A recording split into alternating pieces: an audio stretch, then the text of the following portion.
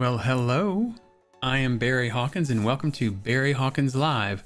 For any of you who are new, feel free to drop a comment in the chat below, or if you're watching this on demand later, in the comments on the video. Would love to hear from you. And if you didn't get a chance to ask a question during this session, feel free to post it there, and maybe that'll make it into a later episode. Always love hearing from folks. So we're continuing our coverage of effective development process at the team level. And tonight we move from principles into some of the tactics. And we start with what is for me the first key element. Once you move beyond the cycle itself, there's the cycle planning or sprint planning if you use the Scrum terminology. And for me, in my experience, the sprint planning, cycle planning, I'll just say sprint planning just to make it easy for folks. It is one of the toughest bits of a development cycle. And if you have a solid sprint planning, sets you up for a solid cycle. And as you might expect, a really rocky sprint planning sets you up for a rough time as you carry out the development cycle. So we're going to take a look at a few things that are key to effective cycle and sprint planning. Now, I will say that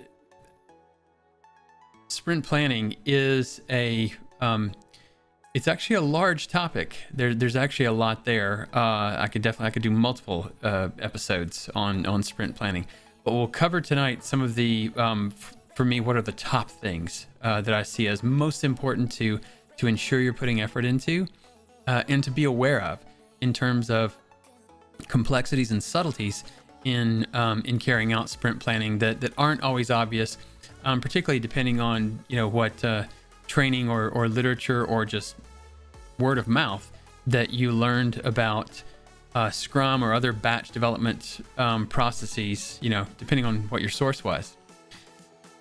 So for starters, I always tell folks that one of the most important ingredients to set you up for success in sprint planning is having a well-groomed and well-maintained backlog.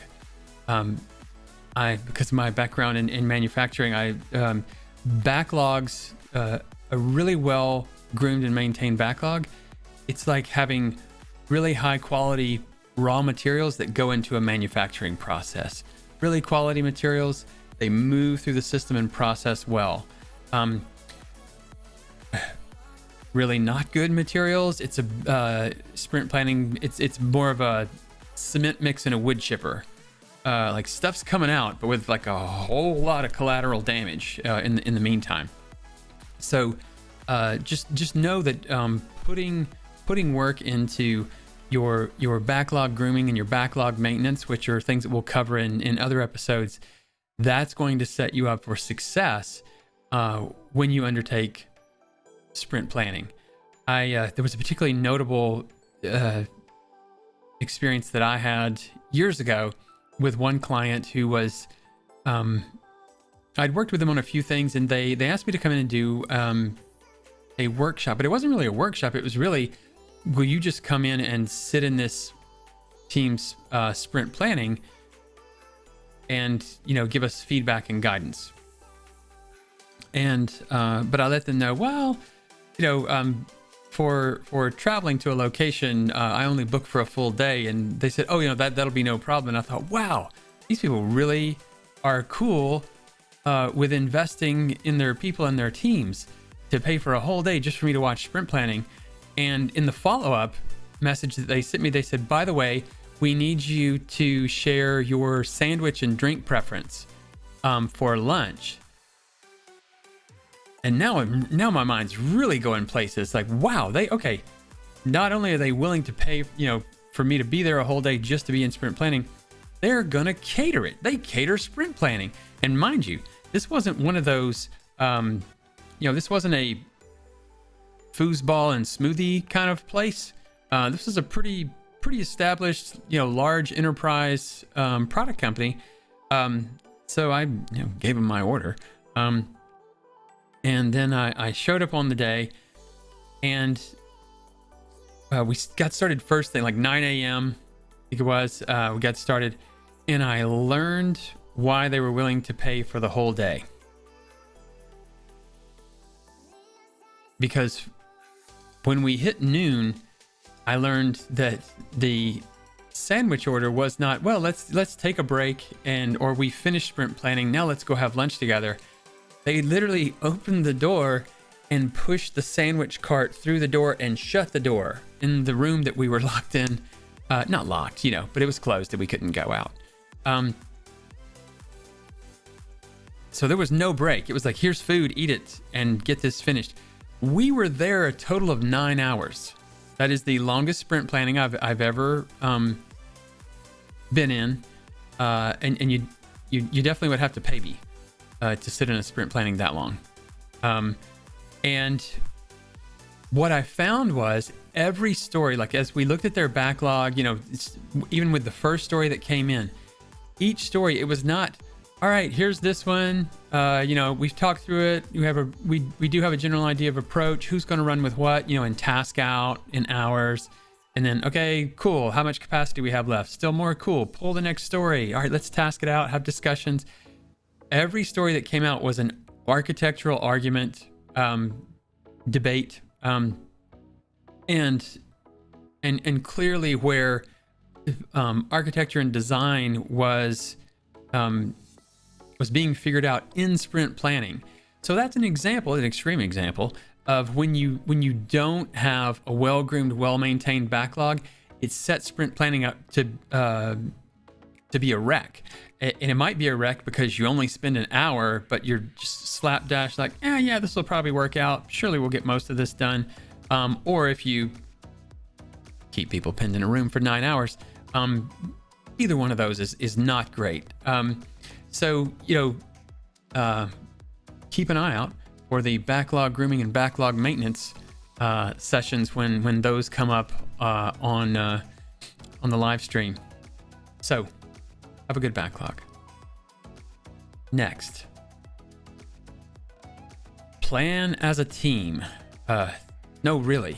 And I know, those of you who've watched the development cycle and have heard me talk about 4 outcomes of effective development process, I sound like a broken record, and that's because I need to.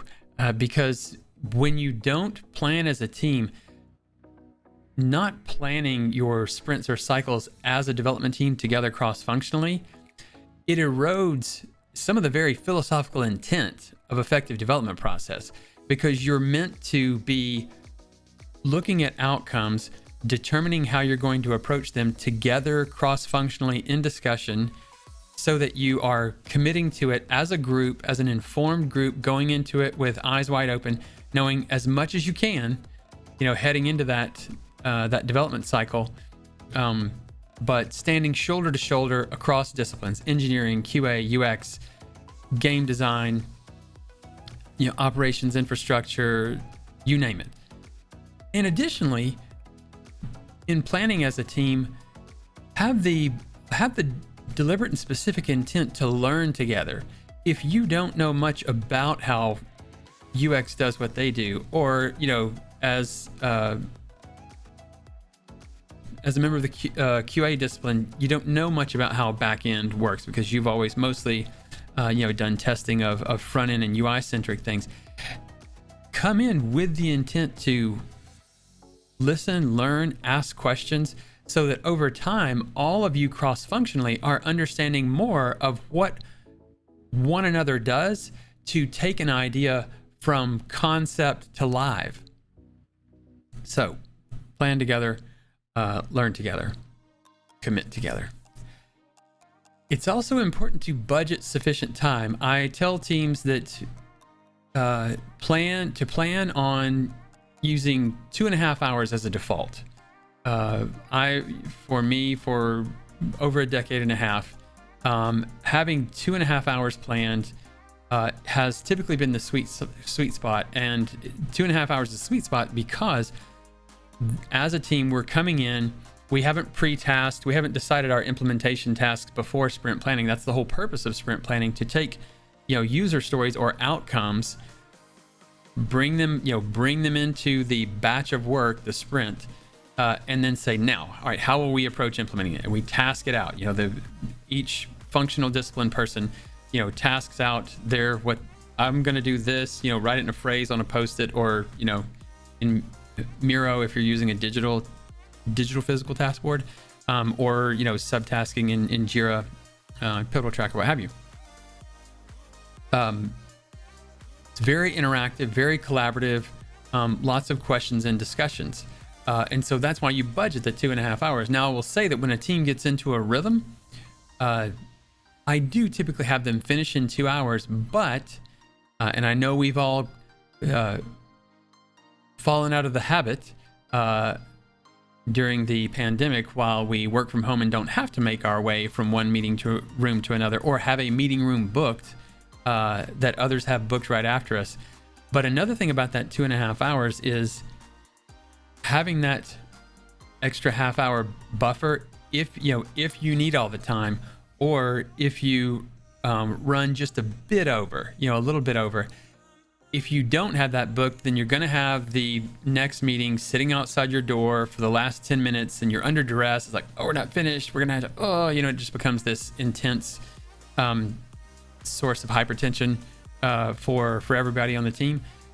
Even if you don't feel like you'll need that next half hour, I find that booking it ensures a more calm and measured experience for the team as a group in planning sprints. The next thing, task in hours. Now, when we get into the series on user stories and how user stories relate to agile development process, we'll go into this in more detail. But what I'll say right now is, user stories or outcomes that are like user stories in your backlog, not everything has to be a story. Something can just be an outcome, but have your stories or outcomes measured in story points, user story points. That's the 1, 2, 3, 5, 8, 13, 20, 40, 100 scale for assigning relative level of effort estimates to work. But when it comes to tasking needs to be done in hours, because at this point, now it's implementation go time. Now it's not, in a backlog that could be from 1 to 6 sprints out. Now it's go time. So when we talk about, this person's going to add the new components to this screen, then they're like, add components, to main screen, 3 hours, right? That's what it's meant to. That's what we're meant to do, because when you sprint plan, while velocity, or your throughput, which is your rolling 6 cycle or 6 sprint average of the story points that a team completes, that your velocity is your directional guide for how big your batch size should be in terms of level of effort. I often talk about viewing a development sprint as a lunch tray. How big is your lunch tray, right? That with that lunch tray, you have that surface area and a mix of, 1, 2, 3, 5, 8, 13s, maybe even 20s can fit in there on that lunch tray. But that velocity is a directional guide, because there are things other than a rolling 6 cycle average of your throughput that inform your commitment. And when you are going into sprint planning, what holidays are going to fall within your sprint cycle. Who's going to be on PTO. If there's a workshop or mandatory training you have to attend, and you factor that in, and you reduce the number of taskable hours per skill that you have according to that capacity. So you actually know more than just your velocity going into a sprint. You actually have a far more fine-grained understanding of what your team members' explicit capacity is going to be. Now, I'll also say that a very helpful vehicle and principle that I've used in determining, well, how many taskable hours should we budget, is an idea of taskable hours per day. Now, and I know I'm sure some blood pressures are rising as I say this, but not every hour in the day of a team member is actually taskable. So there aren't 8 taskable hours in a workday. In fact, it's far fewer than 8, because of a few things. One, there are meetings, interrupts, dialogue, clarifying conversations that have to happen. People aren't, stationed on a row along, Victorian bench of keyboards just clacking away for the entire day. There's interaction and collaboration that's going on in the course of a development cycle, and that takes up part of the day.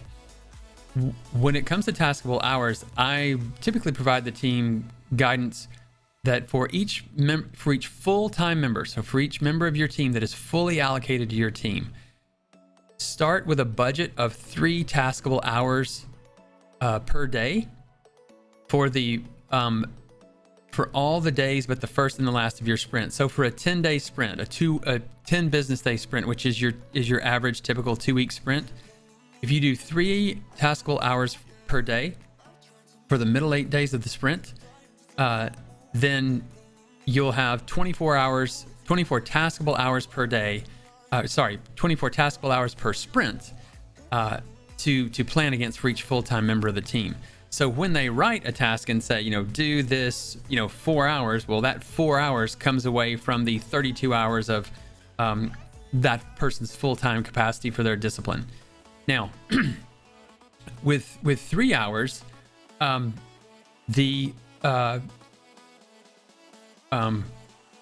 with 3 hours of with 3 taskable hours, I typically find that teams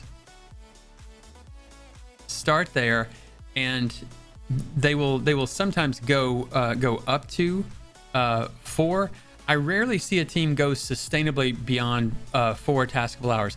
And I remember what I was going to say. The thing about, when someone says that will take me 3 hours, what people are usually thinking is, if I was sitting at my desk, not being interrupted, possibly with noise canceling headphones on, and in the flow, I could knock this out in 3 hours.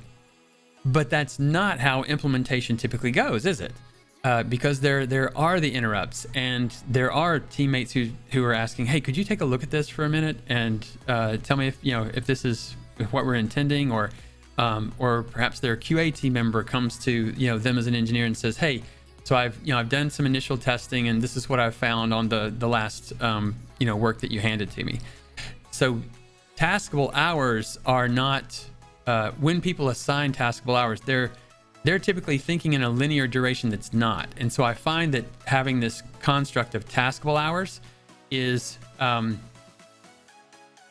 helpful in taking the big implementation of a user story and ensuring that they're able to break it down even smaller and make a more informed commitment. So the last thing, read the room. And this particularly for those of you in Team Steward roles, Scrum Master being an example of a Team Steward, or if a development manager or technical program manager, different job titles fill the Team Steward role, but it's the person who's facilitating the development process, and as a result is typically facilitating the sprint planning. Keep an eye on the room, because this planning work, breaking down and committing to work, even individually, but even more so as a group, it can be an anxiety-producing activity for a number of teammates. And it could be that they don't feel secure in their craft, or they had really bad experiences at a prior employer where sprint commitments, if anything slipped, or if one story carried over, an email goes out to the company-wide distribution list of why did this happen? You know, that kind of like global shaming stuff that typically makes people feel very unsafe and uncomfortable.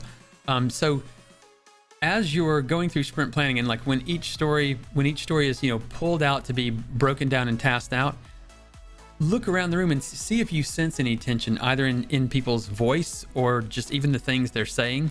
Sometimes it's very obvious. But also look at body language. You know, is someone feeling tense? And if so, you know, ask clarifying questions. Remind the team that we only have so much knowledge. There's going to be part of this that we're figuring out as we go. Make it safe, because I've never had through coercion or pressure or making things more intense. I personally have never had that lead to a healthier outcome or a more informed commitment. It just typically amps up the tension and people's anxiety and fear to put what they think the work would really take, and bump it up a bit, because who knows, I might be wrong, and if I'm wrong, I'll be punished. So that's a thing that you want to avoid.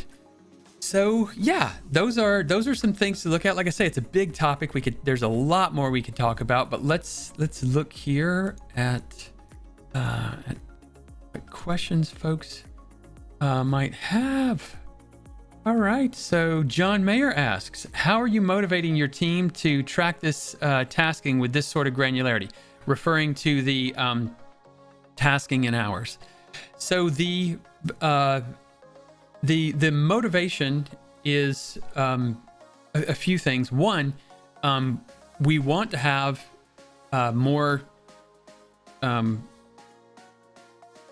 more involved conversations around implementation and approach, and I tell the team this is to, what we're trying to do here is, as a group, make the most informed commitment together that we could make.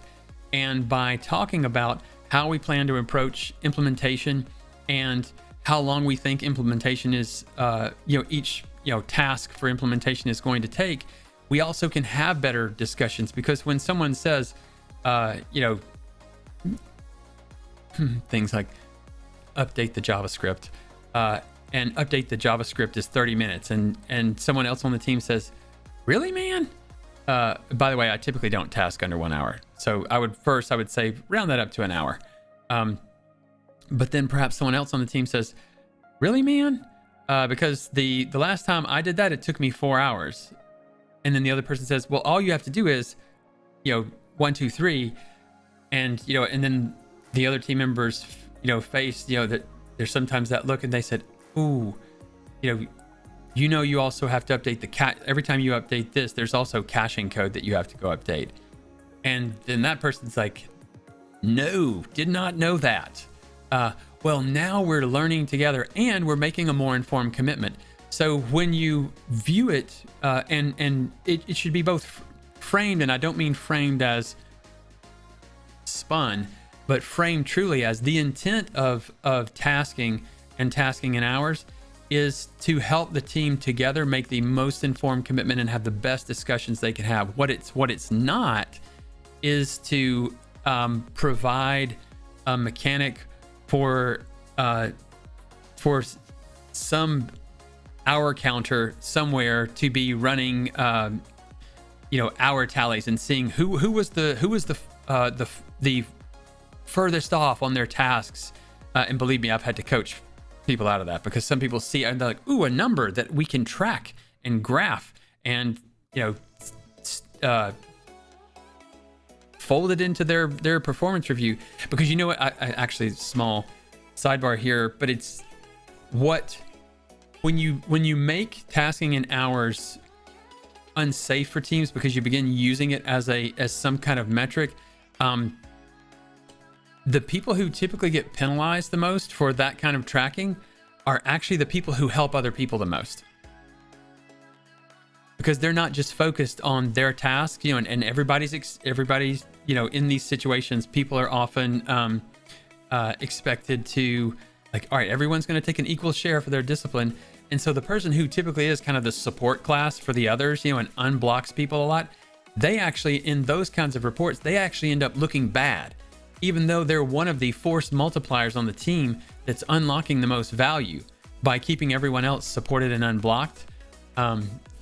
Yes, John. Yeah, hypothesis, assumptions, validation. Exactly. We think this, this is what we think it's going to take.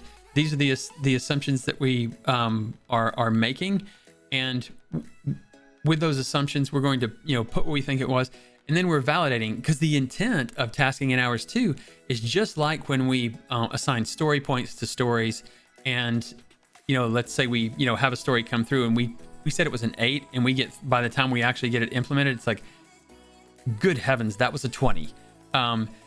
That's learning. Well, similarly with tasking, I find that tasking, particularly within the different functional disciplines in the group, it's a really good parity check, or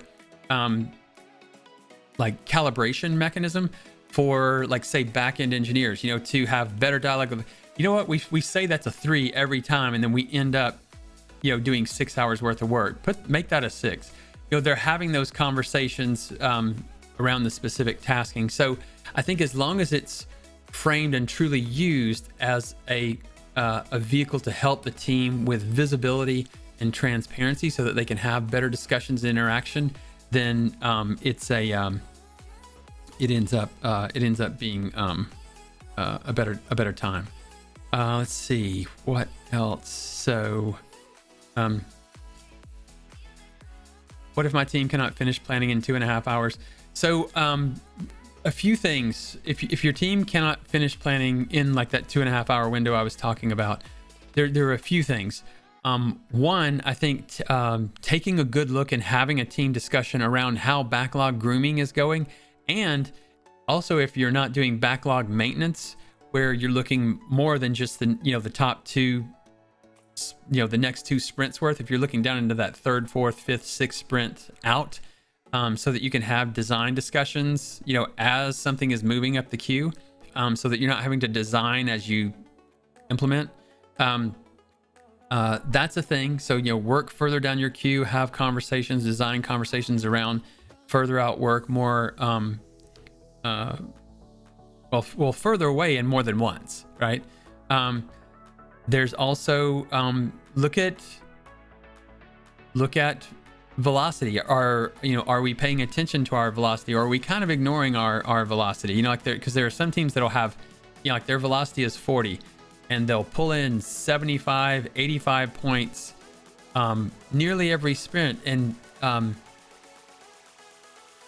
seemingly not aware that, no, the idea of velocity is, like, it is a guide, it's a general guide, and if you're going way over that, you're going that much over a rolling 6 cycle average. So, the rate of throughput you've had for the last 12 weeks says that you should only be able to do this much, but you've exceeded it by 2x plus, right? So look at the commitment, look at reducing the commitment pulled in, so that there's a closer match between the story points that you project you can do and the story points that you actually complete. Let's see. Isn't it more efficient to have the team steward or engineering manager plan the sprint for the team? I think that the key word there is efficient, because efficiency in and of itself is not necessarily a good thing, because one can be quite efficient yet not be effective. See Frederick Taylor. I get the idea. I see the allure of, if I just have a team steward or a scrum master, they plan the sprint because they know everybody. They've been working together for a while. They know how these people work. And so, they pull in the number of stories they think will happen. They task it out. They assign I'm, without even a conversation, I'm assigning these tickets to all these folks. You're foregoing the value of the conversations and the interaction and the shared learning, the learning together when you take that approach.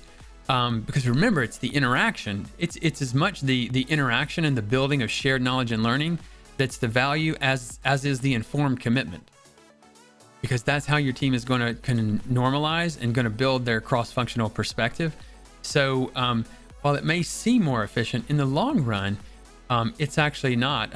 Another footnote I would add is that for any team that is doing work that is so repetitive, simple, and straightforward that your team steward can plan it and task it for you accurately, I would say look out, because that sounds like stuff that's ripe for automation or being outsourced somewhere to a really cost-effective external party.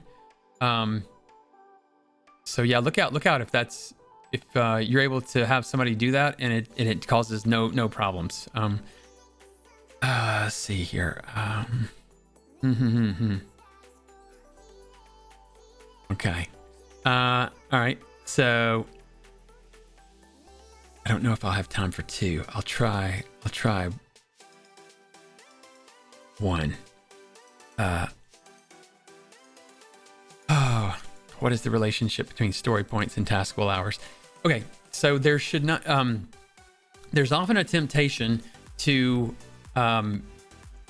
for teams, like when I talk about taskable hours, so they'll say, okay, so 3 hours for the middle-aged, so 24 taskable hours for people who are full-time, and then you just reduce that for the people who are part-time. Like if somebody's, on the team half the time, then they only have 12 taskable hours instead of 24, or if it's like a UX person who's embedded on the team, but as far as things they task, it's really only implementation review, because all of the lion's share of their UX work is happening upstream, in the upstream UX process. For one of the official articulations of this is dual track agile, where the design process is running in parallel, somewhat in parallel yet staggered to the implementation cycle.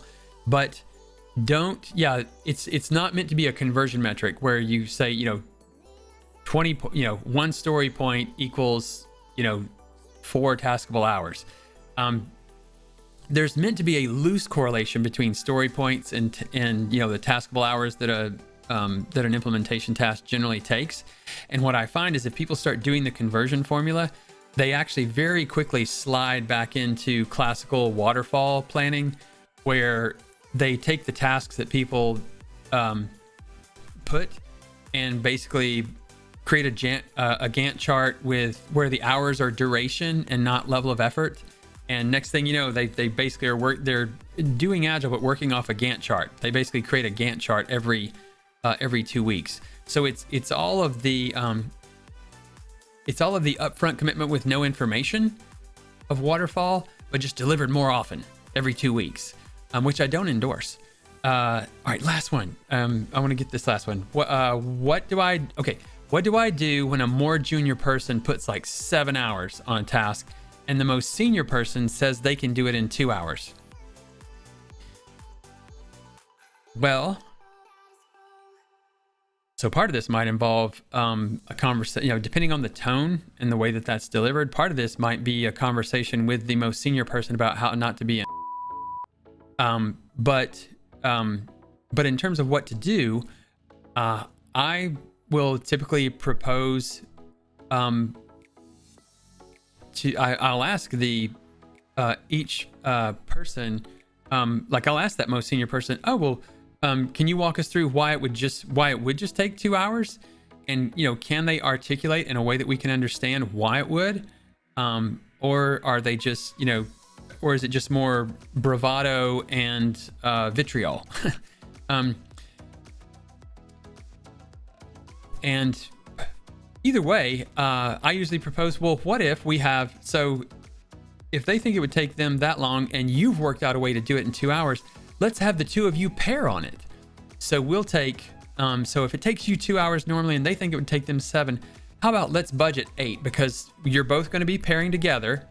So 4 taskable hours from the more junior person, 4 taskable hours from the more senior person, because it's going to, that's how much time we're going to invest in having you pair.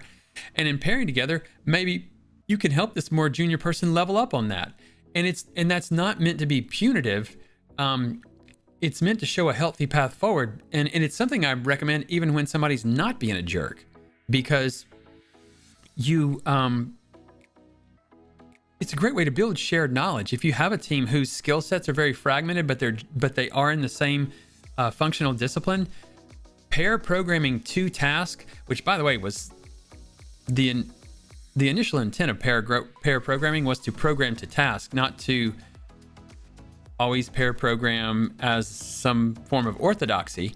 And I find pair programming to task can be a great way to have that 7-hour person and 2-hour person. Over time, the team comes to where everybody generally does it in 3 hours or 4 hours, because it turns out that most senior person also wasn't very disciplined about doing tests or, thoroughly following the coding conventions and documentation practices. So by the time they actually start doing all of their job, it turns out it was more than 2 hours. What do you know? We all learned something. Well, hey, that is what we have time for today. Thanks so much for tuning in.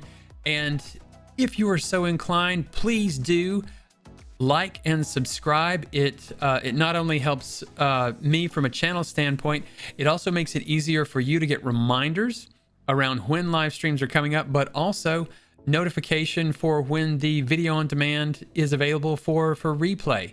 So thanks again for tuning in. And I'm looking forward to announcing the topic and being with y'all next week. So take care.